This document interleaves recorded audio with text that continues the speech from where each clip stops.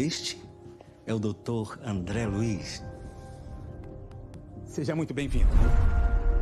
Há muitos anos, nós conseguimos reencarnar um grupo aqui da cidade. A nossa missão é ajudar esses irmãos e instaurar um ambiente de intercâmbio espiritual. Quantas e quantas vidas nós já vivemos?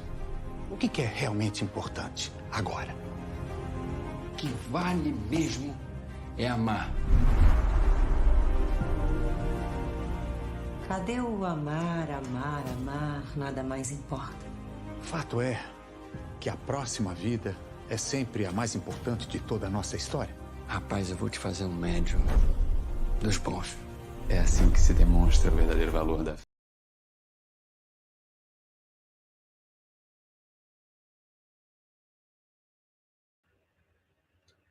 Good morning. I'd like to say hello to everyone. It's morning for me in California, but I know we have people all over the world watching us. So good afternoon or good evening, depending where you are. Thank you for joining the Spiritist Talk series that is promoted by the U.S. Spiritist Federation. And we do it every Saturday morning at 11 a.m. Eastern Time. I'm happy to be here and host this talk that will be presented by LUIZ VILLAÇA, who'll be leading our live with the team, The Spirit's World Part 2. So he actually did this presentation a couple of weeks ago, the Part 1, and now we'll be leading to his Part 2. We were just talking before we went live, and he said he has a lot of information to share with us today. But before we introduce LUIZ here, I'd like to take a brief moment to announce two different programs that have been led by the U.S. Spiritist Federation. The first one is called the Initiation to Spiritism. It's a virtual course, and it happens on Sundays at 10 a.m. Eastern Time.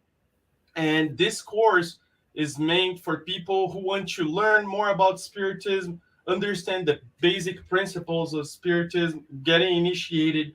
So it's a great course for people that are starting with Spiritism.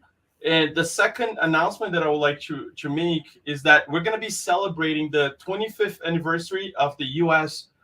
Spiritist Federation, and it will be celebrated at our 16th U.S. Spiritist Symposium, which will be hosted in Houston, Texas, in November 5th.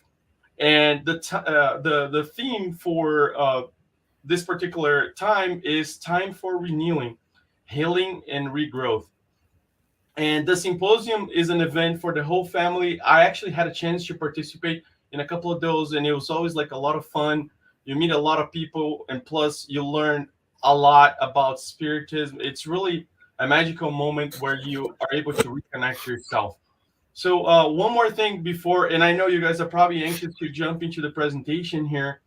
I'd like to mention that on the screen, you're going to see a QR code.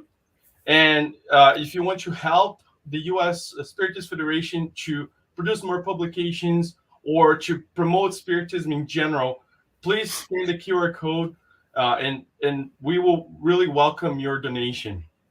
So back to LUIZ here. Hey, LUIZ, it's very good to have you here with us today.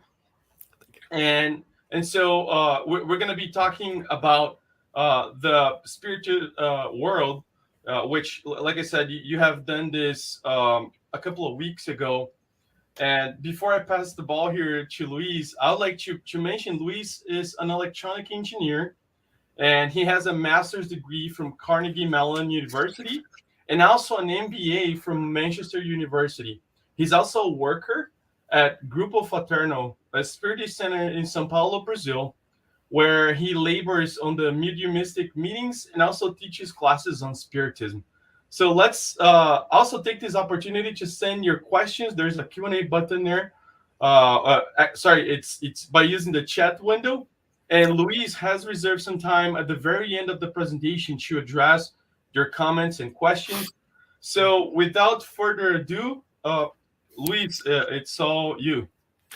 Thank you, Claudio. It's a pleasure to be here. Good of you to make this introduction. I'm getting out of a cold, so you must understand that I might sneeze or cough or whatever. Hello, Cordero. It's good to see you here. Cordero has been a colleague of mine from college. Just to remind you, what we are doing here today is a journey. We're going to go together exploring together insights about the spirit world. Most of us don't remember the spirit world. We were there before, but we don't remember. So what we know about it has to do with communications from errant spirits, from spirits that are not incarnated at the time they tell us what they are doing. Probably that is the largest body of knowledge that we have access to, but it could include also inspired works by incarnates and also recollections from incarnates that were either emancipated from their body or, remember errant spirits. That happens. But we're going to journey together through mostly books. And we start with this beautiful picture here of the Trinity College Library. That's, to inspire our journey.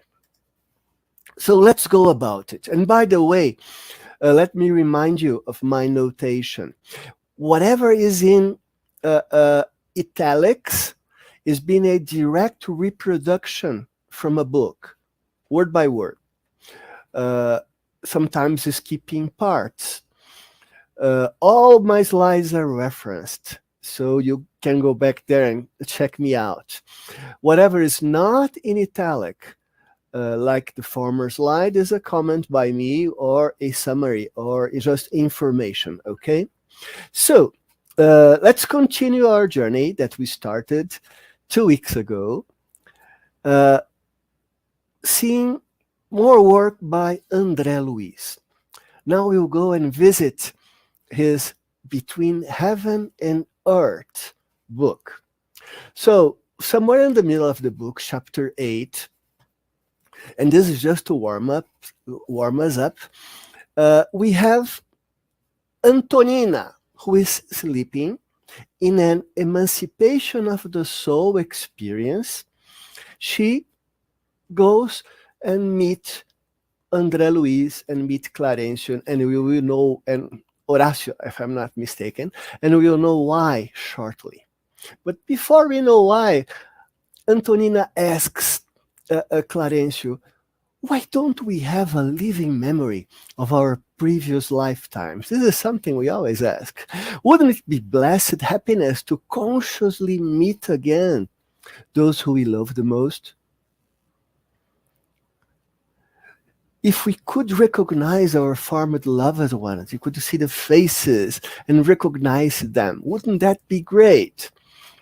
And Clarencio answers, contacting the best ones, would entail contacting the worst ones too.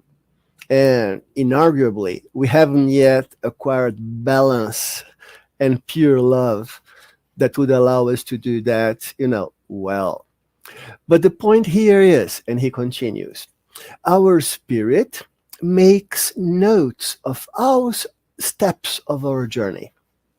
So we might not remember everything, neither incarnated or when we discarnate from this life. But he tells us, eventually we will recover every aspect of what we have been through in our multiple lives. So we go and learn things. Later on, André Luiz gathers Antonina and with Clarencio, etc., and they go to a place. That's our preamble. And when they get there, and this is in the spirit world, so we are learning about the spirit world, they found hundreds of laughing children that were playing among springs and flowers in a marvelous garden. This is a spirit world, guys. Children. And the instructors say, this is Lar da Bênção, an important educational colony, a combination of school for mothers and a home for little ones, for children that have discarnated as children. A number of sisters, of mothers from Earth, while incarnated, come here to visit their discarnate child.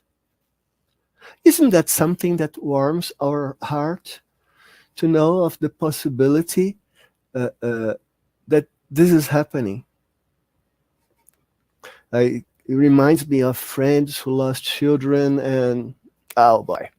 Anyway, and it goes on. And Marcus, the son that discarnated, finds Antonina, and they hug, etc. But they were also looking for Julio, another child that had discarnated. And they are told, little Julio is not here. He is still suffering abnormalities that keep him from living with his happy children. He is at the home of Sister Blondina. So we keep learning about the spirit world. People have homes, as we know, and we've seen in part 1, and Sister Blondina is one of them, and she's helping Julio. And let's go to Sister Blondina. And interesting part, Hilario, who is a guy who's accompanying them. Actually, this image is from Projeto Imagem. It's a work by a devout spiritist that generates, foils, illustrations of books. And so this is the illustration of this particular book, and I picked a few images to illustrate my presentation. So we have here the little Julio, Clarencio, André Luiz, or Hilario, and Blondina. And Hilario says, such discarnates, children, have been taught to immediately resume their adult personage. And that's an often seen doubt. What happens to children who discarnate? Do they, become adults very, very fast in the ethereal world? Do they remain as children? So Hilario asks, well, I thought they would almost immediately become adults. And Blondina tells him, a lot of times, that's what actually happens. Children discarnate, and they recover an adult image and perispirit. When the spirit has reached an elevated evolutionary level and has assumed mental comment of itself, is when this happens. But she goes on, however, the same does not apply for most children that discarnate. So what she's telling us is, most children of, earth level do not become adults when they discarnate. They are still prisoners of unconscious automatisms and are a long way from self-governance.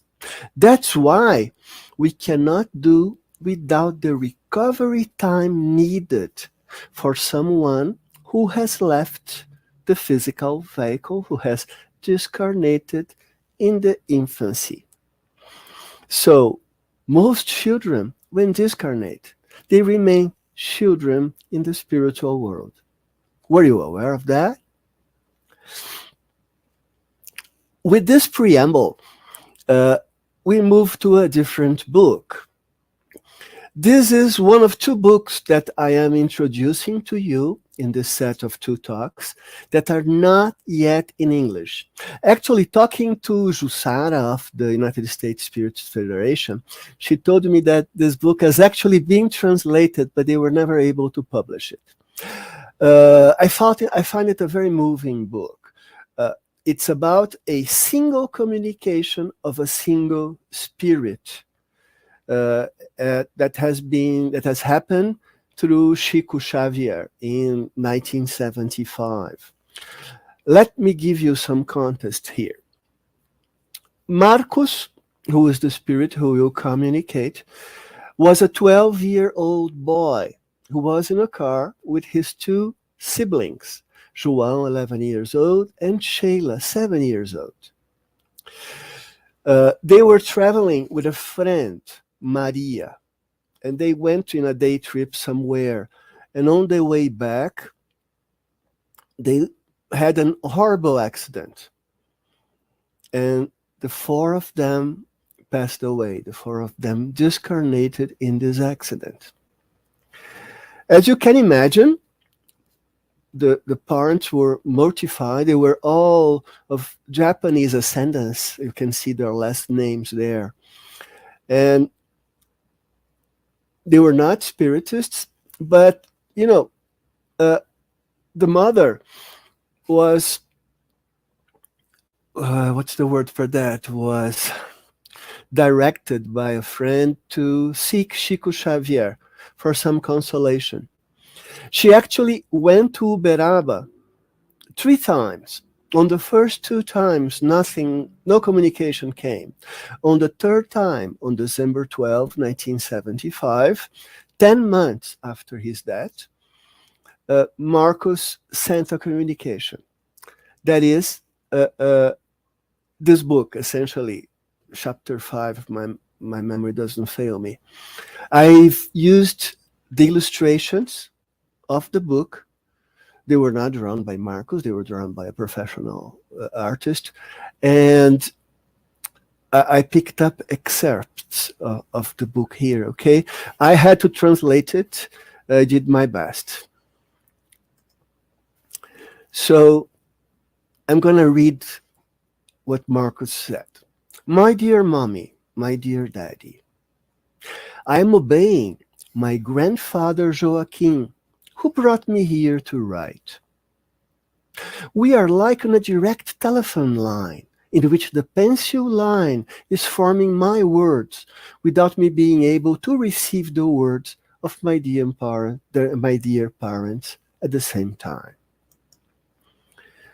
Since I woke up here, I have heard your cries from the heart, your words that are not spoken, your prayers of affliction in silence, and your tears that no one on earth sees. But I ask you, in the name of our little Sheila, of João Batista, and in my name, to live, and live with faith in our reunion. We are all united without my knowing how. The thought is a force, but I don't know yet how to explain what I feel. We are, Marcos tells her, in a playground of children who came here in a hurry. We have treatments, exercise lessons, and lots of affection. Many grown-up children help the younger ones, and there are assistants and are assistants to dear nurses who support us as children of the heart. We have repose, but the repose is pierced by memories that are as vivid as if they were colorful, still lightning bolts in our recollections. On these screens of the soul, we see what is happening at a distance. And furthermore, your voices, little mother, reach us by all means. I ask you, you who are our dear guardian angel, to hand over to God the events of February when he discarnated. Weep no more with discouragement and affliction.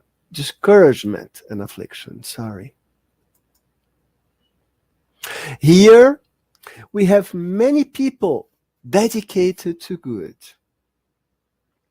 Sister Louisa blesses us.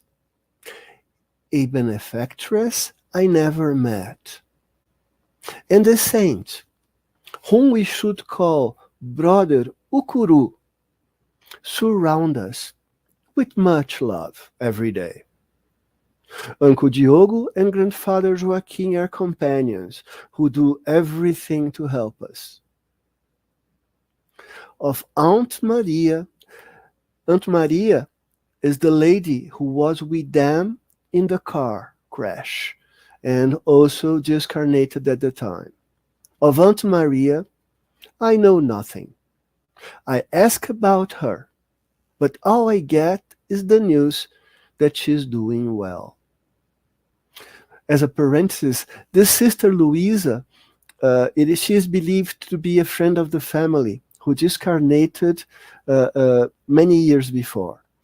And Diogo is the brother of Joaquim, so he is the aunt grandfather of Marcos and his siblings. Going on. In a way, I am still not quite myself. My head is so afflicted, like someone who hasn't come out of a very big scare. I can't remember that veraneio very well, nor our house in Perus. Veraneio was the model, is a General Motors car manufactured in Brazil. It was the model of the car that hit them and caused the accident. And he goes on, an emotion rises up in my brain that makes me dizzy. But Grandpa Joaquim tells me that everything will get better when you and Dad are stronger. I can't go on. Mom, bless the children that are us here without you, but always counting on you to make us stronger. God will help us. Today, I have more faith. On behalf of the brothers and in my name, I leave you at home with our kiss of respect and love. Marcos Uberaba, December 12, 1975. A lot to learn here. Another testimony that there are gardens where children that discarnate are being taken care of. Very similar to what, in a very similar environment to what they have here. Also, it's very clear that they can hear and feel the feelings of those who they left behind. And also that this is not good. So while incarnated, we should learn that we must not bother them with our feelings of loss. They must continue on. But I love this book. I found it great, and it gives so many insights on discarnated children.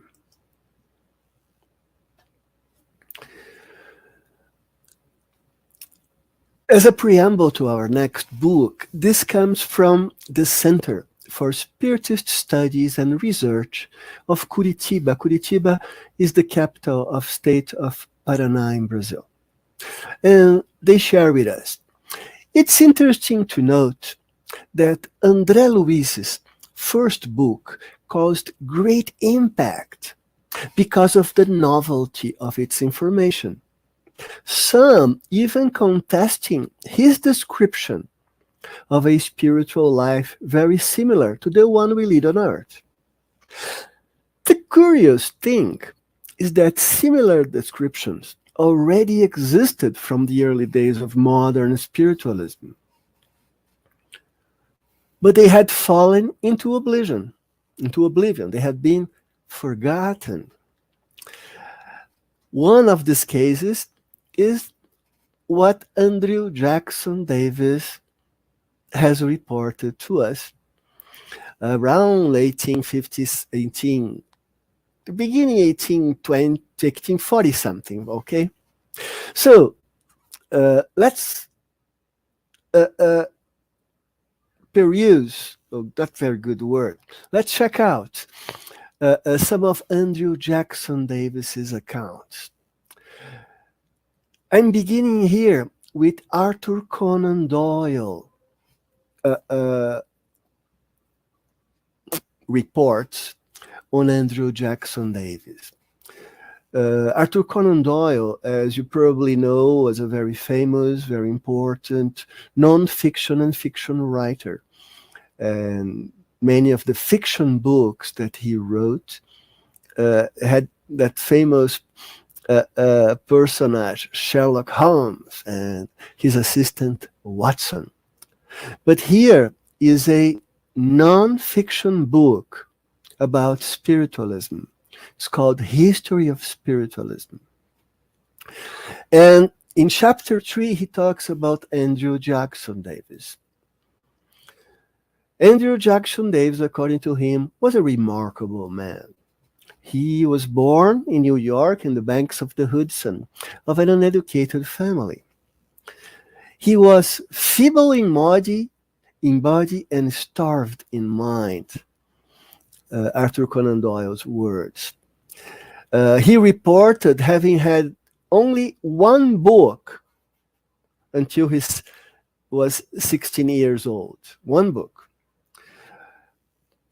And he had such spiritual forces behind him that when he was 20, he had written, actually he dictated this book, one of what, according to Doyle, was one of the most profound and original books of philosophy ever produced. This book was The Principles of Nature.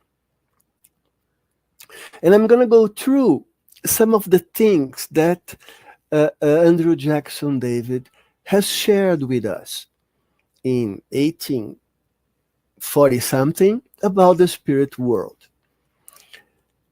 In his spiritual vision, David saw an arrangement of the universe which closely corresponds with what afterwards has been taught to us by the spirits.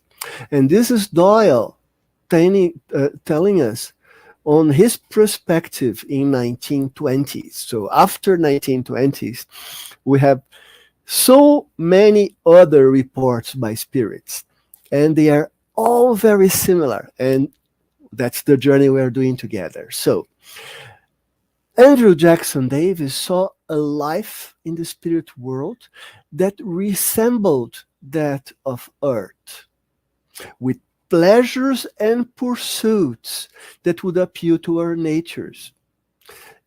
That by no means our nature, by no means was changed by that. Perceive the similarity? He saw study for the studious, congenial tasks for the energetic, art for the artistic, beauty for the lover of nature, rest for the weary ones. This is so different. Like 10 days ago, I was listening, I was in a religious event, and the guy said, when we go to the spirit world, we stay in contemplation. That's so different from all that we have seen in the reports and the accounts of the spirits. We are not in contemplation. We are working hard and going on with the things that we want to do. Remember Countess Paula in last presentation? But let's move on Andrew Jackson Davis. He saw graduated phases of spiritual life through which one slowly rose. It's the same. These spheres he pictured as concentric rings around the world, around Earth. The object of life was to qualify for advancement. And the best method to qualify for advancement was to get away from sin, from doing bad things. Especially those blemishes that have to do with the permanent spirit. This was before the codification. So consistent, isn't it? The next passage is from a book by Andrew Jackson Davis, actually from the Great Harmonia, Volume 1. The Great Harmonia originally had 6 volumes. They have been condensated in one thick one. But in this one volume, the chapter, The Philosophy of Death. And so that you keep me honest, no, wrong book. Okay, now, correct book. This is the Great Harmonica, a philosophical revelation of the natural, spiritual, and celestial universe. So if you guys are interested, you can find this on the internet. As I mentioned before, part of my motivation here is to have you guys study and read and go out to new sources and build your knowledge. It's here, it says 1850 something, I believe. Anyway, I don't have the exact date of publication, but I can show you the original book. But from that chapter, he tells us, he's talking about an experience that he had while a woman was discarnating. And he was a visual medium. He saw the spirits and he could see her perispirit using our nomenclature.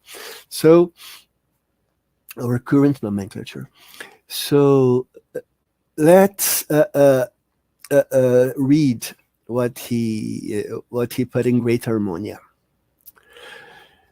I saw her pass, after discarnating, I saw her pass through the adjoining room, out of the door, and step from the house into the atmosphere.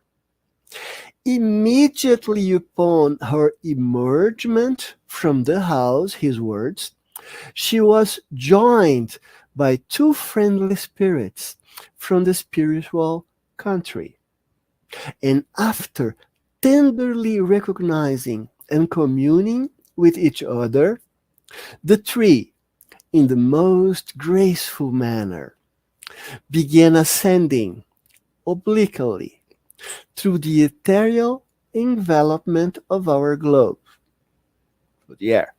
They walked so naturally and fraternally together that I could scarcely realize the fact that they trod in the air. They seemed to be walking on the side of a glorious but familiar mountain. I continued to gaze upon them until the distance shut them from my view. From the codification, we know that there is, most of us will experience a period of perturbation after we discarnate. We'll be unconscious. And as well, we know from other accounts that most of us will have difficulty moving.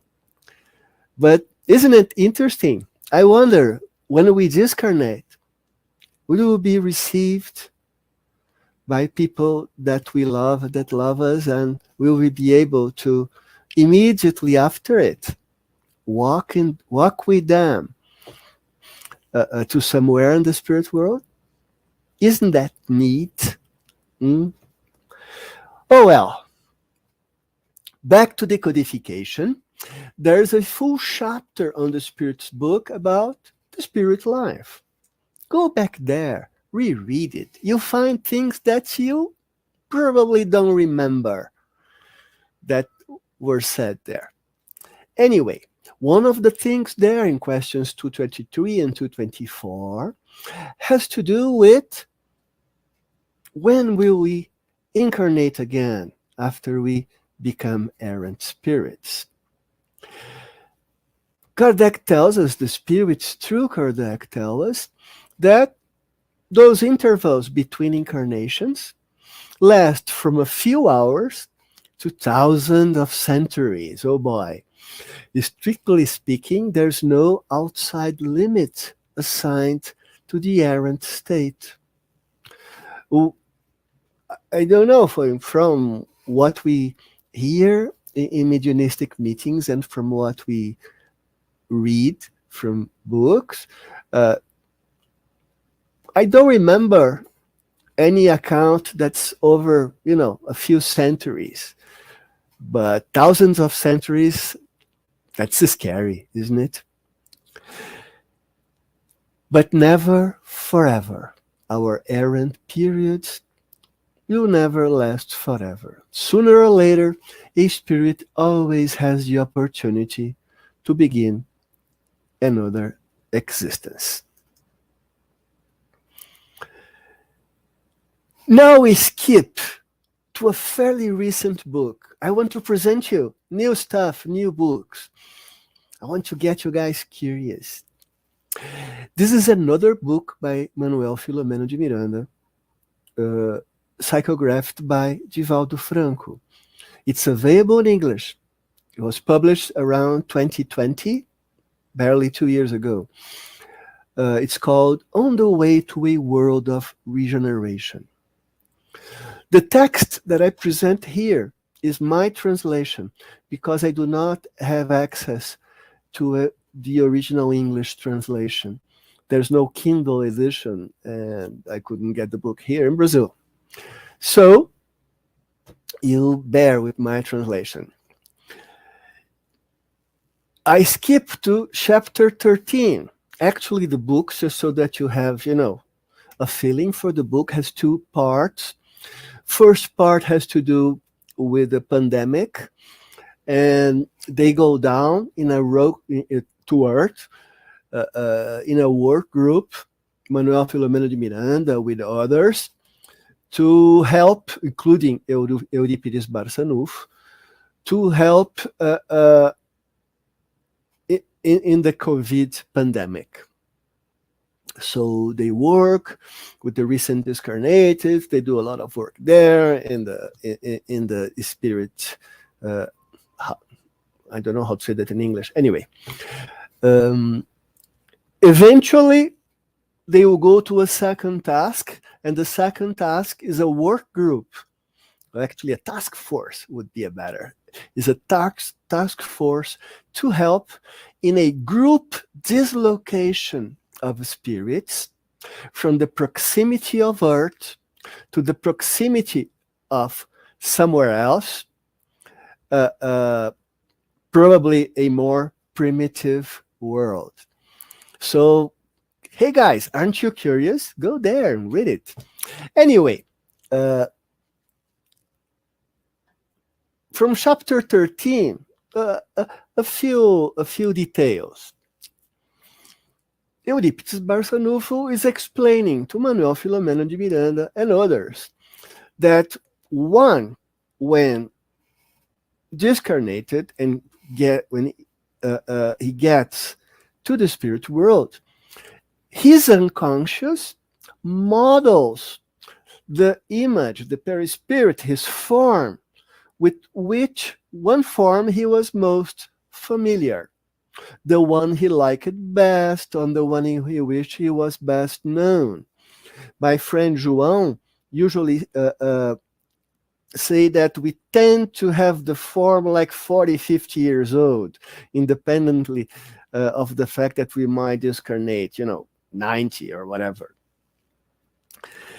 And he goes on. This particular spirit he's talking about discarnated as a child, but in the afterlife, the vast majority of those who discarnated as a child, his words, different from the other book, develops as if they were in the physical body, meaning they grow up. So it's not different. They grow up in the spirit world. And later, when affections, for instance, mother, father, go to find them, they take the form in which they discarnated. They look to their parents as if they were younger. The same way they looked when they discarnated, so that they can be recognized, not the form that they had been using. Interesting, isn't it? One more interesting thing. Another explanation on the same chapter. Note that a person like myself, who was nearsighted, or who had any other problems that required glasses or other equipment, after that, when I discarnate, the spirit no longer needs them because the problem is organic.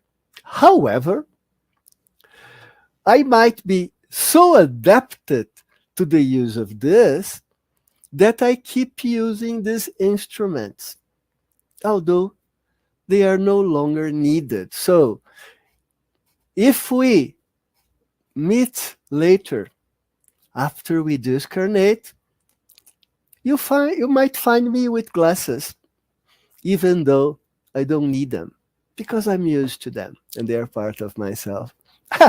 Isn't that neat?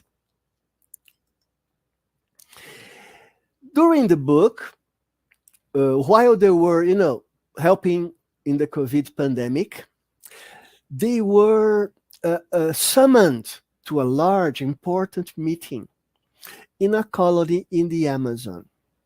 And I wanted to describe to you his account of arriving at this colony. So, when arriving at this chosen place, this particular colony, we were awestruck by the beauty and brilliant colors, as well as by the movement of spirits and collective vehicles, buses, in the full splendor of the forest seen from above. So he is reporting of a colony in the Amazon with similar characteristics of other spiritual colonies that we have been told about by other spirits. There are collective vehicles, and he goes on. There were smaller buildings distributed in a rectangular shape. Before this, he talks about a very large square building. His driver explained that this community was responsible for the life in the forests of the region. So we have spiritual communities over there, and they seem to be very similar. You see how the reports are alike. Later on, now in chapter 15, when they are preparing for the task force of relocating a group of spirits to a different planet neighborhood, he tells about it. They had the possibility of visiting caves. Those caves are in the spiritual world, where the so-called justice maker spirits took refuge. I'm using the same expression that the official translation of this book, On the Way to the World of Regeneration, Laurie, uses. I don't think that would be the best translation. Probably it's closer to vigilante spirits than to justice maker spirits, but I'm gonna go with justice makers at this time. And he's telling about a preparation meeting. In the morning, in our work area, he's not there yet. He's in another colony, another place, in a preparation meeting. We gathered as if we are in a business meeting, in a meeting room. And the mentor presented a careful plan of the said community. The name given to the community is the City of Justice. The whole community is going to be relocated. And he goes on. Through a projector on screen, this is a spirit world, guys.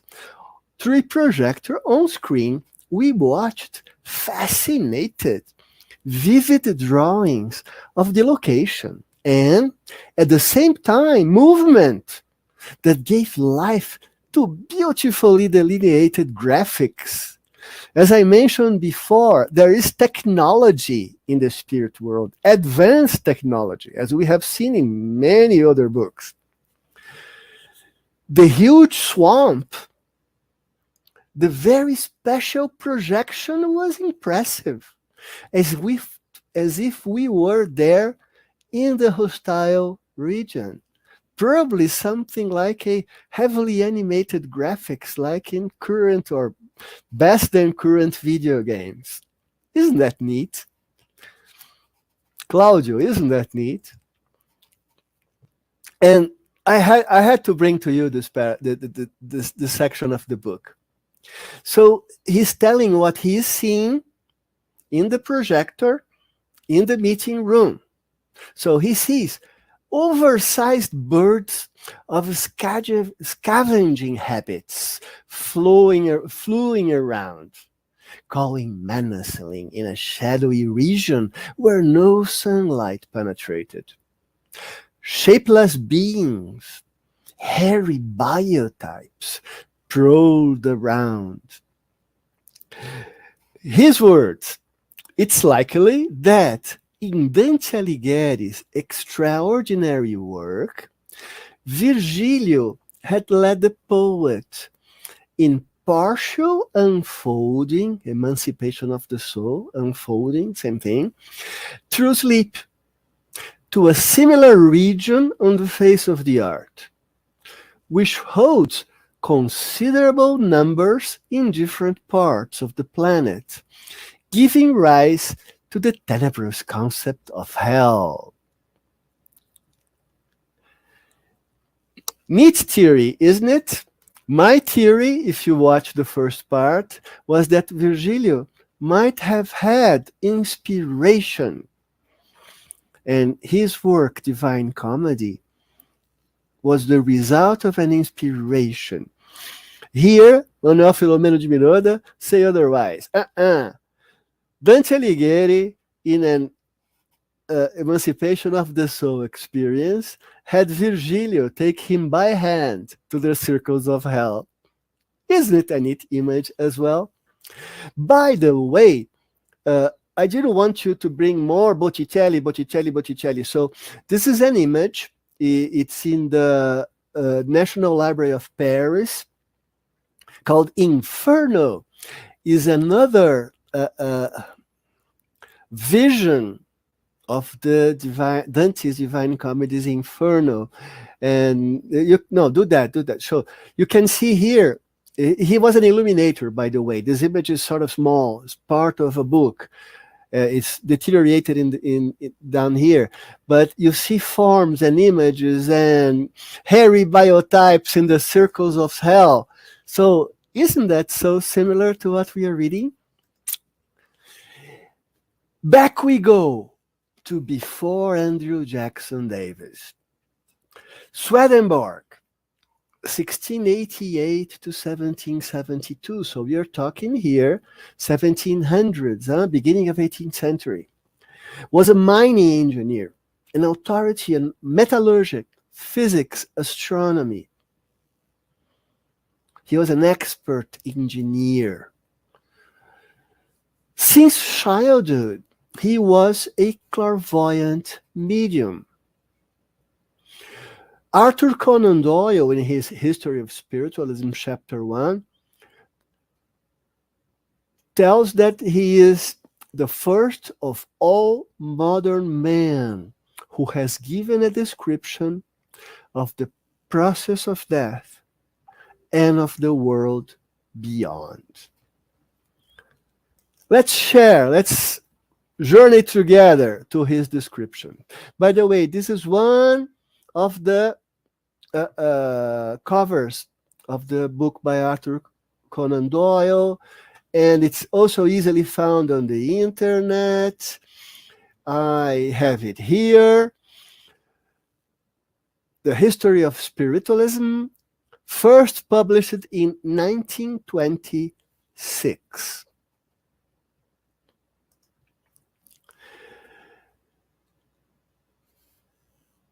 He found that the other world, which we all go after that, consisted of a number of different spheres, representing various shades of luminosity and happiness. Each of us go into that for which our spiritual condition has fitted us. How similar this is to the codification. Obviously, this vision of concentric sphere is not real. We know that they intersperse, that's a symbology, but it's the same that we have been seeing described so many times. He found houses in which families lived, temples, halls. That was made easy by the presence of celestial beings who helped the newcomer. Andrew Jackson Davis, André Luiz. This is being repeated. So I'm pretty sure we can expect to be received by people that we love when we discarnate. Such newcomers had an immediate period of complete rest. Codification talks about it, heaven and hell, first chapter of second part. There were both angels and devils, but they were not of another order to ourselves. They were all human beings who had lived on earth, who were either undeveloped or highly developed. This is the codification, guys. We did not change in any way at that. Man lost nothing, was still a man. He took with him whatever modes of thought, beliefs, and prejudices that he had acquired. All children were received equally, whether baptized or not. Had Swedenborg lived 200 years ago, he probably would have been burned in a fire by the Inquisition by saying something like that. Children grew up in the other world. Young women mothered them, took care of them until the real mother came across. There was no eternal punishment. He was already talking about this. Those who were in the hells, plural, hells, places like the City of Justice, or similar, or that place in the Liberation book that you might have read, and I didn't bring it here, not to, too heavy, could work their way out if they wanted. Those in the heavens, they were working their way to something higher. There was marriage in the spirit world in the form of a spiritual union. This is the cover of one of the first editions. Read here, MDCC L8, 1758. It's in Latin. De coelo ejus mirabilus, et de inferno ex auditis e vicis. From heaven and its miracles to hell, as I've heard and saw. He speaks of the architecture, the artisan's work, the flowers, fruits, scribes, embroidery, art, music, literature, science, schools, museums, colleges, libraries, and sports. Actually, this is the first reference I've ever heard of sports in the spirit world, but everything else we've read about. Are there sports in the spirit world? Well, that's an open question. I would need, additional support for that. Those who left this world, old, renew their youth, and gradually assume their full vigors. We talked about this. Married couples continue together if their feelings towards each other were close and sympathetic. So we are seeing accounts from before the codification, totally coherent with many of the other reports we have. Back to the codification, Spirit's book, question 220. Will we always be reunited with our relatives and friends when we discarnate? That's a very good question. And the Spirit's book tells us that depends on how evolved they are and the path they are following. If one of them is more advanced and progresses more quickly, they don't remain together. We have seen this in Nosso Lar, in the Spirit's book, under LUIZ and his mother, who is more advanced than him, or his father, who is a lot less advanced than him. Do our relatives and friends sometimes come to us to meet us when we leave the earth?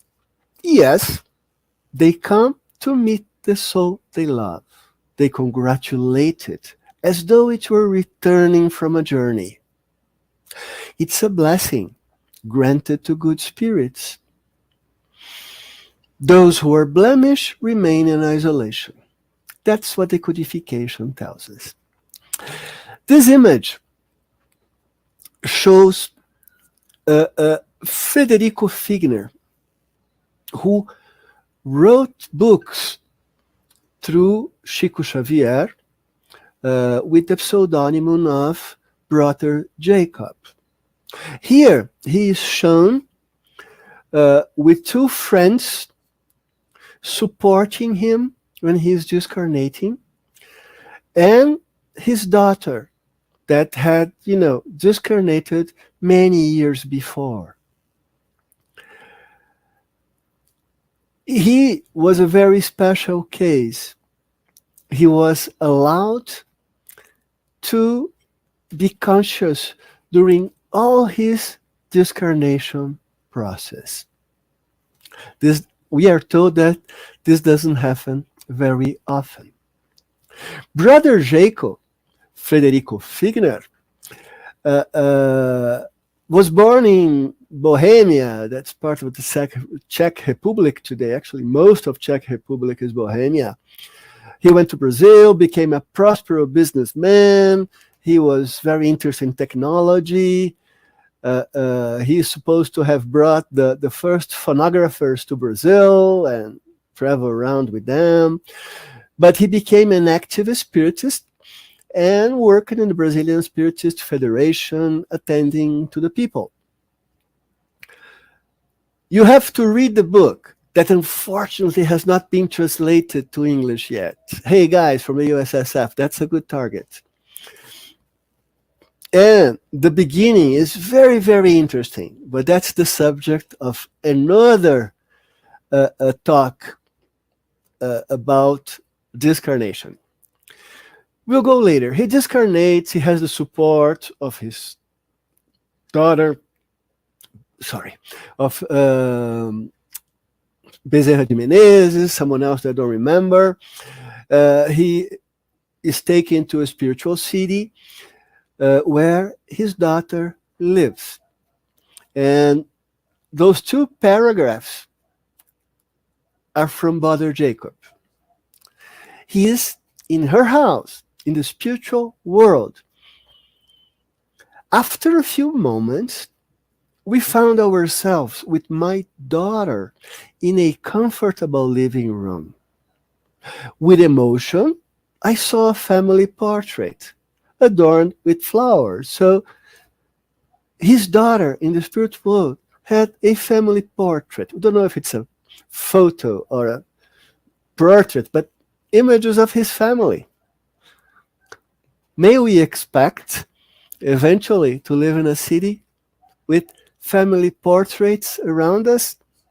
Isn't that a warming image? She informed to me the fate of almost all the bonds. This is the book. It's called Voltei, translation, I Am Back.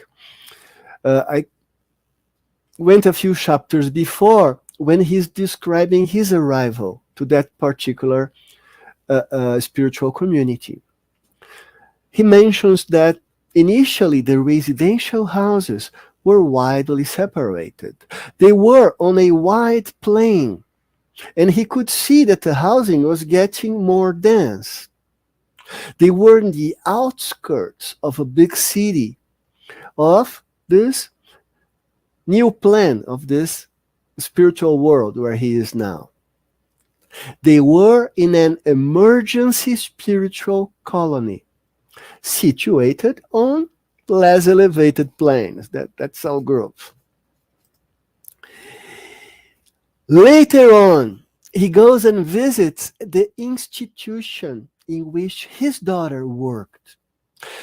She worked in a university where a number of brothers and sisters guided and educated children and adolescents, preparing them for reincarnation in the planetary crust. Another account that supports that vision, that children, when discarnate, most of us, or most of them, go to the spirit world as children, and they continue to grow there in their preparation process. Eventually, he returned to Rio, and I'm going to share with you what he tells us about his return. The return to Rio, and he means Rio de Janeiro, where he lived, moved him. He was not aware that the majority of those recently freed from the physical planet cannot move well. Him moved very, very well, so he was an exception. He noticed that they not arrived in the city like a rocket falling vertically from the sky, but with the naturalness of someone descending a staircase of vast steps. So similar to Andrew Jackson's description, isn't it? He continues, what amazed him was that most was the spiritual expression of each person that crossed his path. He observed that many creatures, such as in this picture here, this part of the picture, remained accompanied by benign spirits. But a number of entities followed other incarnated persons, closely following their victims, enjoying the lower sensations of physical life. His words. And we see that in our mediumistic meetings, don't we? Those spirits, they are the usual target of our work to help them, not to bother incarnated and to get on with their development process. Later on, he goes back to the spirit world where he's called to a meeting, and he is in this meeting.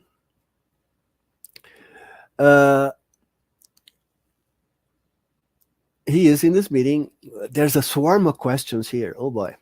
And in this meeting, an old man who claimed to have been an assistant to his work while he was incarnated and working in the Brazilian Spiritist Federation, told him that many of those present were ethereal spirits that had been, the word evangelized could be oriented in the meetings that he had in the Brazilian Spiritist Federation.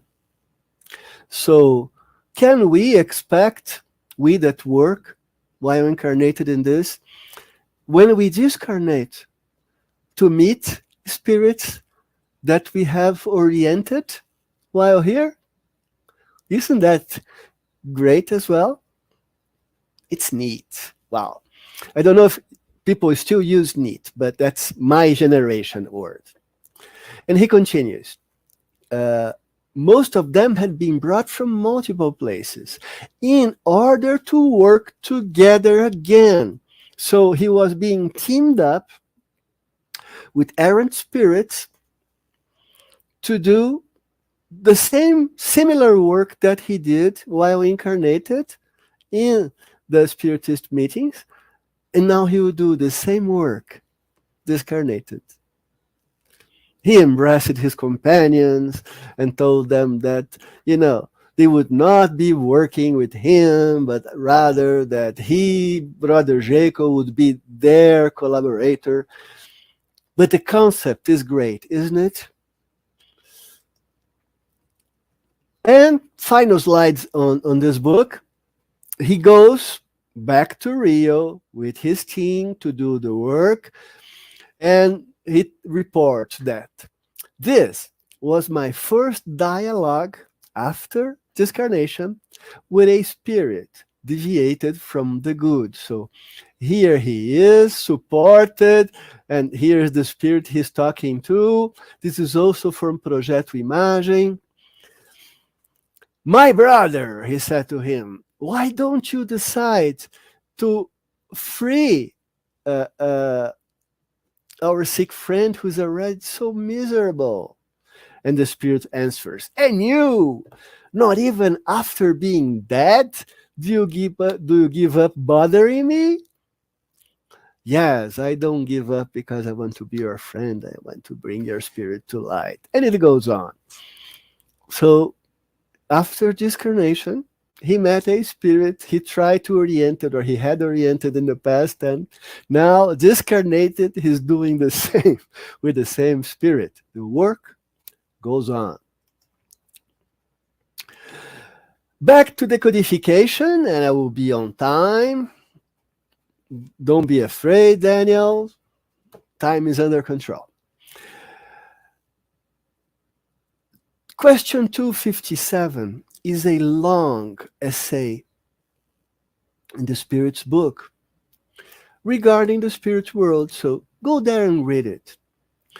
And I bring from this particular essay this part that reminds us that the suffering that we undergo when we discarnate is a result from the manner in which we have lived on earth. Of course, we will not experience gout or rheumatism, but we will experience maybe sufferings of a different kind. They tell us that this link with matter is very important. Minimizing, disconnecting the influence from the matter help us to have fewer painful sensations. And they advise us, and there's no picture here because I wanted everything in a single slide. All of those, they are advices to us. So the codification tell me, starting with my present life, it depends on my spirit, on my soul, because the suffering, because I have free will. And I have the ability to choose to act or not. To choose to break free from the influence of matter. I have the ability to conquer my animal passions. I have the choice to entertain no hatred, no envy, no jealousy, nor pride. I have the ability to cease to be dominated by selfishness. I have the will to be able to purify myself through good sentiments. I have the possibility of choosing to practice the good and not to give to the things of this world any more importance than they actually deserve. Thereby, even while incarnated, I will have been purifying myself by detaching from matter. And when, and this will happen to me, to you, to all of us, when we leave the body behind, we will not suffer any longer much from its influence. Good advice. The physical sufferings we underwent while incarnated will leave no painful memory or disagreeable impression, because those affected only the body. The spirit, our spirit, if we behave as recommended, will be happy to be relieved of those things of the body, and our peaceful conscience will exempt us from all mental anguish. I hope that's reconforting to you. To me, it is. Those guys, those are the books we visited. We introduced excerpts from all of them. The Spirit's book, Planetary Transition, Divine Comedy, Heaven and Hell, Astral City, Nosso Lar, in part 1. And in part 2, Between Heaven and Earth, Crianças no Além, History of Spiritualism, The Great Harmonia, On the Way to a World of Regeneration, and Voltaire. So we have journeyed together to 11 books. That's through 11 books. That's a very, very, very small part. But on the other hand, we were able to journey together through 11 books. And you might now have the task of rereading those 11 books. I believe I have skipped one in my... No, it's there. And a final slide, and this is actually the final slide. I was curious. My mother once made a list of all the spiritual colonies. And through this journey, we talked about and we heard testimony on at least 7 spiritual colonies.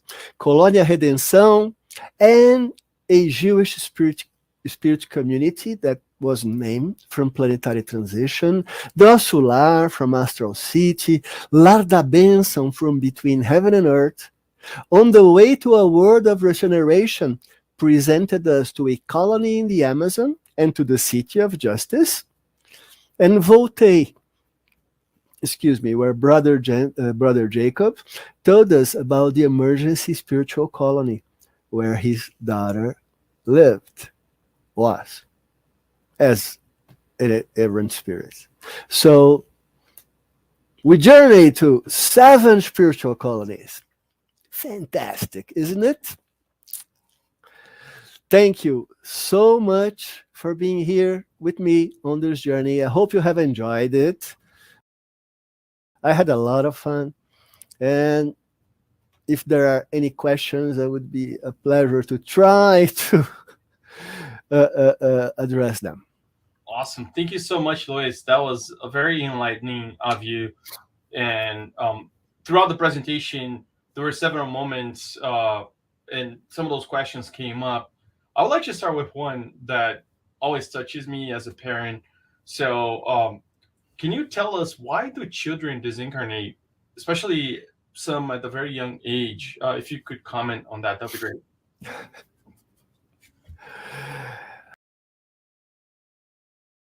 I would